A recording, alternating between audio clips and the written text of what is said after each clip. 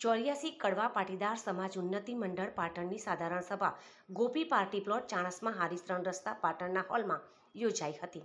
માં ઉમિયા માતાની જય બોલાવીને કાર્યક્રમમાં આવેલ મહેમાનો અને સમગ્ર કાર્યક્રમના દાતાઓશ્રીઓને મંચસ્થ સ્થાન આપીને સન્માન કરવામાં આવ્યું હતું. ત્યાર પછી પહેલગામ હુમલામાં સ્વર્ગવાસ થયેલા દિવ્ય આત્મા માટે 2 મિનિટનું મૌન પાડીને પ્રભુ તે દિવ્ય આત્માને શાંતિ અર્પે તેવી પ્રાર્થના પણ કરવામાં આવી હતી. ત્યાર પછી 84 કડવા પાટીદાર સમાજ ઉન્નતિ મંડળની વાર્ષિક સાધારણ સભા યોજાઈ હતી. તે સભાની અંદર એજન્ડા મુજબ ગત સાધારણ સભાની કાર્યવાહી વંચાણે લેવામાં આવી. વર્ષ 2024થી 25 વર્ષ દરમિયાન કારોબારી સભાએ કરેલા ઠરાવો વંચાણે લઈ બહાલી આપવામાં આવી. વાર્ષિક 2024-25ના હિસાબો વંચાણે લઈ બહાલી આપવામાં આવી હતી.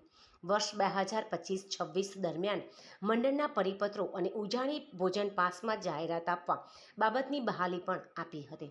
વર્ષ 2025-26થી 28 3 વર્ષ માટેની નવી કારોબારીની રચના પણ કરવામાં આવે તેની સાથે પ્રમુખ મંત્રીની પણ નવી રચના કરવામાં આવી હતી.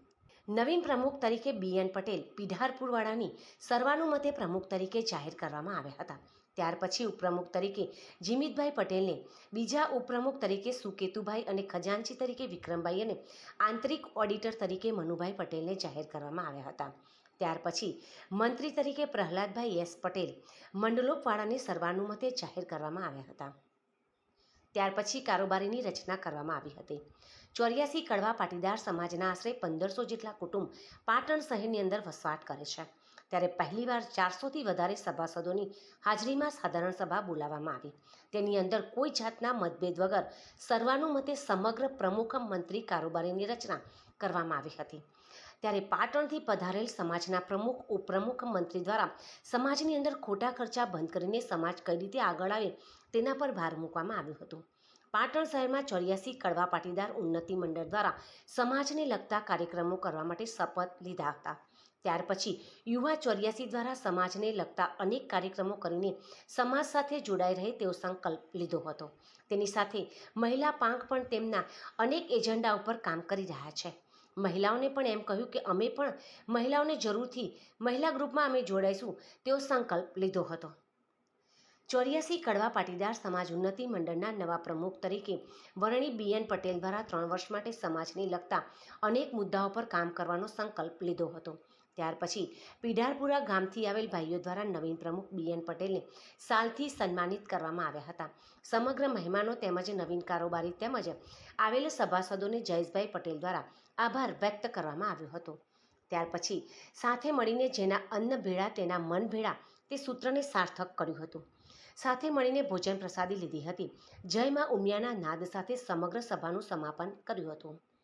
આ પ્રસંગે નવીન પ્રમુખ તરીકે વરણી પામેલા BN પટેલે આગામી 3 વર્ષ માટે કરવામાં આવનાર પ્રોજેક્ટ અંગે જણાવ્યું હતું કે આગામી સમયમાં સંબંધ સેતુ મેળાવડો, નોકરી માટે ભરતી મેળો, યુવાનો અને મહિલાઓનું સંમેલન જે સમાજમાં મિત્રો ગામડાઓમાંથી ધંધા અર્થે પાટણ સાથે સંકળાયેલા છે તે ગામડાઓમાં મિટિંગો કરી સમાજ સભ્ય બનાવવા સહિત સમાજની ભાગીદારી દ્વારા કરવામાં આવનાર પ્રોજેક્ટોમાં પરિવાર કરિયાણા સ્ટોર, પરિવાર ટિફિન યોજના અને પરિવાર ડાઇનિંગ હોલ, પરિવાર ચોઇસ આઇટમ, પરિવાર મહિલા મંડળી સહિતના પ્રોજેક્ટ અંગેની રૂપરેખા પણ વ્યક્ત કરી હતી. એ કાર્યક્રમને પહેલો કાર્યક્રમ છે સંબંધ સેતુ કાર્યક્રમ, સંબંધ સેતુ મેળાવડો. જે કાર્યક્રમ આપણે ટૂંક જ સમયમાં એ પ્રોજેક્ટ આપણે મહેસાણાની કારોબારી સાથે ચર્ચા કરીને એને મૂકવા જઈ રહ્યા છીએ. બીજો કાર્યક્રમ આપણા સમાજના યુવાધનને નોકરીનો ભરતી મેળો.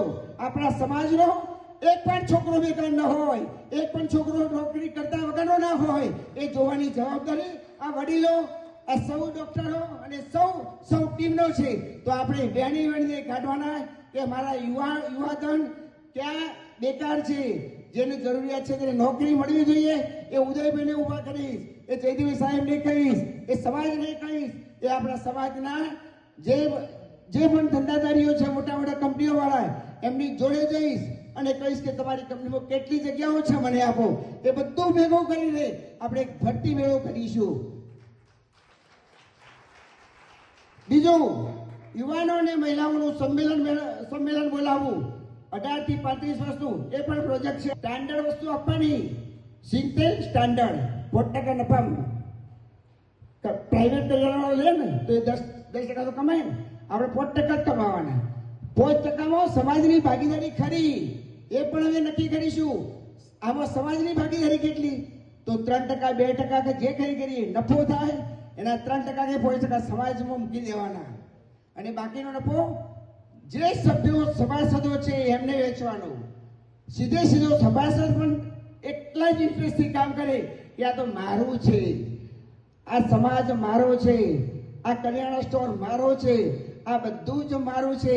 આવનારા 10 વર્ષમાં તમે 10,000 રૂપિયા છે ને તો દર મહિને તમારા પેકેટમાં દર વર્ષે તમારા પેકેટમાં 10,000ની જગ્યાએ 1 લાખ આવતા થઈ જશે.